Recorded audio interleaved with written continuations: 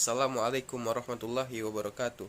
Innal hamdalillah nahmadu wa nasta'inu wa nastaghfiruh wa na'udzu billahi min sururi anfusina wa min sayyiati a'malina wa man yahdihillahu fala mudhillalah wa man yudlilhu fala hadiyalah. Asyhadu an la ilaha illallah wa asyhadu anna Muhammadan abduhu wa rasuluhu la nabiyya ba'dah. Yang kami hormati atau yang saya hormati yaitu Bapak Abdul Hadi selaku dosen pembimbing mata kuliah metodologi penelitian. Sebelum itu, izinkan saya untuk memperkenalkan diri saya terlebih dahulu.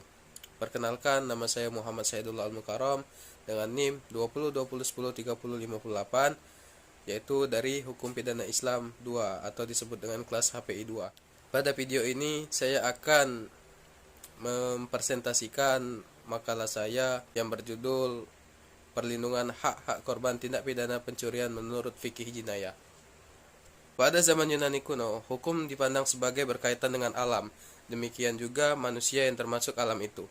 Dalam rangka pandangan ini, hukum berfungsi untuk mengatur alam supaya menurut garis-garis tertentu.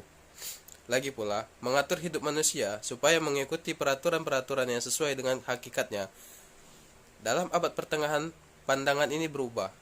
Hukum tetap dipertahankan dalam fungsinya yang semula, yakni menciptakan aturan, namun aturan yang terwujud tidak dipandang lagi sebagai suatu keharusan alamiah. Aturan hukum adalah aturan Allah. Hukum berfungsi untuk menjamin suatu aturan hidup sebagaimana dikehendaki oleh Allah Subhanahu wa taala. Filosofi penjatuhan pidana pada hakikatnya adalah menimbulkan efek jera bagi pelaku tindak pidana agar tidak mengulang tindak pidana yang dilakukannya.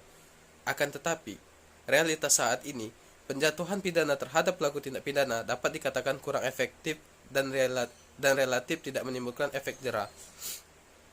Di samping itu, korban tindak pidana tidak mendapat kompensasi, keseimbangan tidak dapat terpulihkan, dan rasa aman pada masyarakat.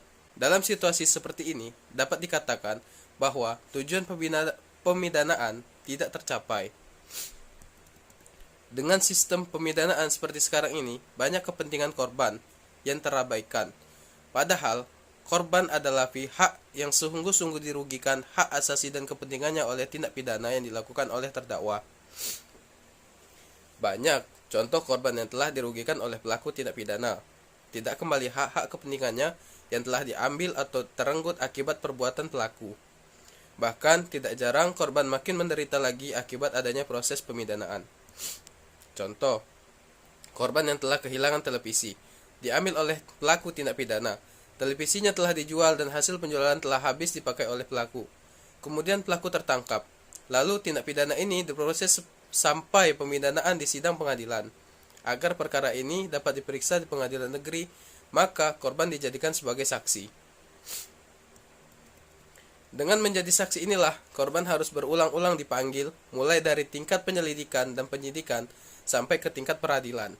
Menjadi saksi adalah kewajiban hukum berdasarkan pasal 224 ayat 1 KUHP berbunyi, barang siapa dipanggil sebagai saksi, ahli atau juru bahasa menurut undang-undang dengan sengaja tidak memenuhi kewajiban berdasarkan undang-undang yang harus dipenuhinya, yaitu diancam 1.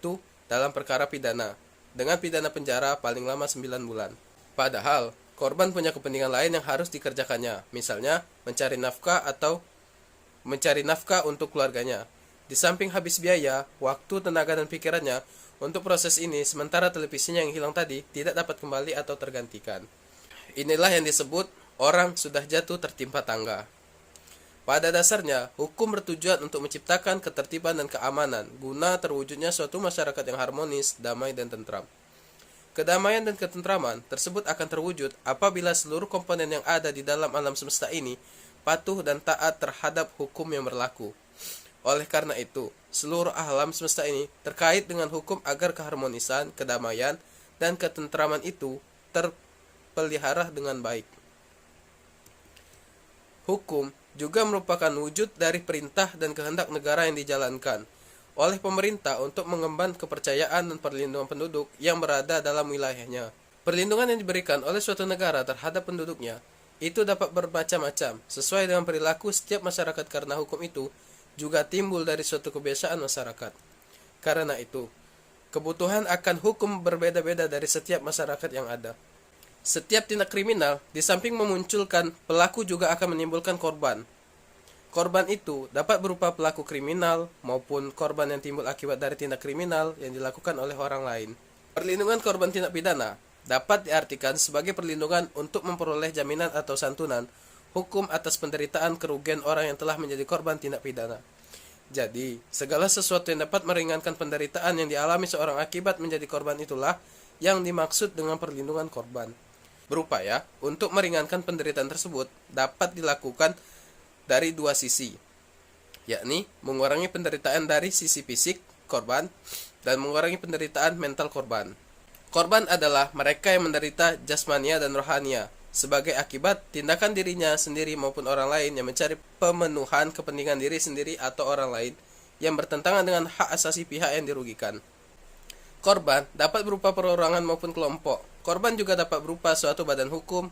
Ketika suatu peristiwa di pidana terjadi, fokus acap kali hanya tertuju kepada pelaku kejahatan sehingga seringkali korban yang lahir sebagai akibat dari kejahatan si pelaku tersebut terabaikan. Padahal korban juga patut untuk diperhatikan karena pada dasarnya korban merupakan pihak yang paling dirugikan dalam suatu tindak pidana. Seringkali pada saat pelaku kejahatan dijatuhi sanksi pidana oleh pengadilan, kondisi korban kejahatan terbengkalai seperti tidak dipedulikan sama sekali. Padahal hal ini sangat mencoreng nilai-nilai keadilan yang seharusnya terkandung dalam suatu hukum sehingga untuk mengatasi hal ini diperlukan pengaturan tentang penanganan terhadap korban suatu tindak pidana. Sedangkan makna dari tindakan pidana sendiri adalah adanya hak-hak dan kepentingan korban yang diambil atau terlangkahi oleh pelaku. Di dalam Islam, hukuman tidak berangkat dari pendapat manusia atau kesepakatan manusia belaka. Karena apa yang ada dalam pandangan manusia memiliki keterbatasan. Seringkali apa yang dalam pandangan manusia baik, pada hakikatnya belum tentu itu baik. Demikian juga, apa yang dalam pandangan manusia buruk, hakikatnya belum tentu buruk. Sehingga bagi umat Islam harus mengembalikan penilaian baik atau buruk terjadi dan tercela menurut pandangan syariat. Di dalam pasal 362 KUHP dijelaskan bahwa barang siapa mengambil barang, sesuatu yang seharusnya atau sebagian kepunyaan orang lain dengan maksud untuk dimiliki secara melawan hukum, diancam karena pencurian dengan pidana penjara paling lama 5 tahun atau pidana denda yang paling banyak 900.000. Kemudian, di dalam Al-Quran dijelaskan bahwa hukuman bagi pencuri adalah dipotong tangan, yaitu tercantum dalam surat Al-Ma'idah ayat 38. Ahmad dan yang lainnya meriwayatkan dari Abdullah bin Amr. Dia berkata pada Rasulullah ada seorang wanita mencuri, lalu tangan kanannya dipotong. Kemudian ia bertanya, apakah saya masih bisa bertobat wahai Rasulullah? Maka Allah menurunkan firman-Nya dalam surat Al-Ma'idah ayat 39 yang artinya, tetapi barang siapa bertobat setelah melakukan kejahatan itu dan memperbaiki diri, maka sesungguhnya Allah menerima tobatnya. Sungguh Allah Maha Pengampun lagi Maha Penyayang. Dalam proses hukum yang dijalani, biasanya akan melewati beberapa fase. Fase yang pertama yaitu penyidikan, dan yang kedua penuntutan, ketiga adalah hakim. Apa sih itu penyidikan? Penyidikan adalah serangkaian tindakan penyidik dalam hal dan menurut cara yang diatur dalam undang-undang untuk mencari serta mengumpulkan bukti yang terjadi dan guna menemukan tersangkanya. Setelah selesai dilakukannya penyidikan, maka proses selanjutnya dilanjutkan ke tindak penuntutan atau oleh jaksa penuntut umum. Penuntutan. Apa sih penuntutan itu? Penuntutan adalah tindakan penuntut umum untuk melimpahkan perkara pidana ke pengadilan negeri yang berwenang dalam hal dan menurut cara yang diatur dalam undang-undang ini dengan permintaan supaya diperiksa dan diputus oleh hakim di sidang pengadilan. Nah, setelah melewati proses penuntutan oleh jaksa penuntut umum, selanjutnya adalah proses pemeriksaan oleh hakim dalam persidangan yang terbuka untuk umum. Hakim, apa sih hakim itu? Hakim adalah pejabat peradilan negara yang diberi wewenang oleh undang-undang untuk mengadili. Mengadili adalah serangkaian tindakan hakim untuk menerima, memeriksa, dan memutus perkara pidana berdasarkan asas bebas, jujur, dan tidak memihak di sidang pengadilan dalam hal dan menurut cara yang diatur dalam undang-undang ini. Baiklah, selanjutnya, dalam perspektif lain, dapat dilihat tindak pidana kalau dihitung nilai nominalnya yang kecil tetap diproses hukum hingga ke sidang pengadilan. Seperti dalam sebuah kasus yang terjadi di Purwokerto, pencurian 3 biji kakao oleh Mbok Mina tetap harus diputusi di Pengadilan Negeri Purwokerto. Pencurian 1 tan dan pisang oleh Pasutri Supriyono dan Sulastri juga harus tetap diputus oleh Pengadilan Negeri Bojonegoro. Dan banyak lagi tindak pidana yang nilai nominalnya sangat kecil, tetapi para tersangkanya dijadikan terdakwa dan dijatuhkan pidana terhadap diri terdakwa. Proses mediasi dapat mensejajarkan hukum pidana Indonesia dengan hukum pidana Islam. Demikian pula sanksi ganti kerugian sangat baik untuk jembatan perdamaian, menghilangkan perasaan bersalah pelaku, menghindarkan pelaku tindak pidana dari sanksi pokok yang berat, dan mengurangi biaya yang harus dikeluarkan negara untuk penanggulangan kejahatan. Bagi yang paham hukum, dapat mengerti karena setiap tindak pidana tidak memandang besar kecil nilai nominalnya. Jika sudah cukup 2 alat bukti, maka perkara tersebut harus diproses secara hukum. Padahal, dalam sejarahnya, Khalifah Umar bin Khattab pernah tidak menghukum pencuri dengan hukuman potong tangan, dikarenakan pada saat itu terjadi paceklik. Di sini terlihat tanggung jawab seorang pemimpin terhadap rakyatnya. Sedangkan praktik di negara tercinta seorang pemimpin membiarkan saja pencurian 3 biji kakao diproses sampai tersangka didakwa dan dijatuhkan hukuman. Padahal bisa saja hakim mempertimbangkan aspek ketidakmampuan dari pelaku dan bisa saja korban pun juga memaafkan. Dengan demikian, kedudukan korban yang seakan-akan terabaikan dan ini dapat menimbulkan ketidakadilan. Kalaupun korban difungsikan dalam proses peradilan pidana, tidak lebih hanya sebagai pendukung penguasa dalam rangka penegakan ketertiban. Sementara itu, nasibnya sendiri sebagai pihak yang dirugikan oleh suatu perbuatan pidana, terisolasi atau paling tidak kurang mendapat perhatian, atau bisa kita sebut dengan teracuhkan. Korban dalam hal ini, menurut Arif Gostia, hanya difungsikan atau dimanfaatkan sebagai sarana pembuktian saja.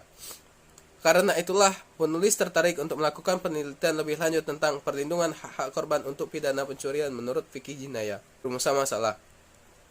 Berdasarkan uraian pada latar belakang masalah di atas, terdapat beberapa permasalahan yang perlu dikaji dan diteliti lebih jauh. Dan kemudian untuk dicarikan jawabannya. Permasalahannya yang pertama yaitu, mengapa hak-hak korban dalam tindak pidana pencurian perlu mendapatkan perlindungan? Dan yang kedua, bagaimana perlindungan hak-hak korban tindak pidana pencurian menurut fikih jinayah? Selanjutnya, adapun tujuan dari penelitian ini yaitu 1. Mengetahui perlindungan terhadap korban tindak pidana pencurian. Yang kedua, mengetahui perlindungan hak-hak korban tindak pidana pencurian menurut fikih jinayah. Dan adapun guna dari penelitian ini yaitu kegunaan secara teoritis. 1. Sebagai bahan masukan bagi pihak yang berkompeten, khususnya praktisi hukum dalam upaya merangsang penggalian hukum yang merespon kemajuan zaman dan sesuai dengan keadilan. Yang kedua, menambah sumbangan pemikiran pada ilmu pengetahuan di bidang ilmu hukum dan khususnya hukum pidana yang terus berkembang. Kemudian, kegunaan dalam praktis. 1. Dapat mempertajam analisis dan wawasan terutama bagi peneliti terkait dengan perlindungan hak-hak korban pencurian menurut fikih jinayah. Dan yang kedua, dapat menjadi materi perbandingan bagi mahasiswa jurusan jinayah, siasa, terutama dalam mata kuliah yang pembahasannya tentang fikih jinayah. Adapun divisi operasional dari makalah ini yaitu, dari judul yang tertera pada skripsi ini memberi atau operasional sebagai berikut. Yang pertama, sebelum menjelaskan tentang hak-hak korban, penulis terlebih dahulu menjelaskan maksud dari perlindungan hak-hak korban. Dan yang kedua, dalam Kamus Besar Bahasa Indonesia dijelaskan bahwa perlindungan adalah tempat berlindung. Hal memperlindungi, hak adalah milik, kepunyaan, kewenangan, kekuasaan untuk berbuat sesuatu. Kekuasaan yang benar atas sesuatu atau untuk menuntut sesuatu dan wewenang menurut hukum. Yang ketiga, dalam pasal 1 ayat 3 Undang-Undang Nomor 31 Tahun 2014 menjelaskan bahwa korban adalah orang yang mengalami penderitaan fisik, mental, dan atau keraguan ekonomi yang diakibatkan oleh suatu tindak pidana. Sementara tindak pidana pencurian adalah barang siapa mengambil barang sesuatu yang seluruhnya atau sebagian kepunyaan orang lain dengan maksud untuk dimiliki secara melawan hukum, diancam karena pencurian, sebagaimana tertera dalam pasal 362 KUHP. Kemudian yang keempat, sementara itu, fikih menurut bahasa berarti paham atau tahu, sedangkan menurut istilah, fikih berarti ilmu yang menerangkan tentang hukum-hukum syara yang berkenaan dengan amal perbuatan manusia yang diperoleh dari dalil-dalil yang terperinci. Jinayah adalah berasal dari kata jana yajni jinayah, yang berarti memetik dosa atau kesalahan. Jinayah menurut bahasa adalah seseorang yang memanfaatkan sesuatu dengan cara yang salah. Cukup sekian pemaparan dari makalah ini yang dapat saya paparkan. Kurang dan lebihnya saya meminta maaf. Kepada Allah kita mohon ampun. Billahi sabilil haq fastabiqul khairat. Yakin usaha sampai. Wassalamualaikum warahmatullahi wabarakatuh.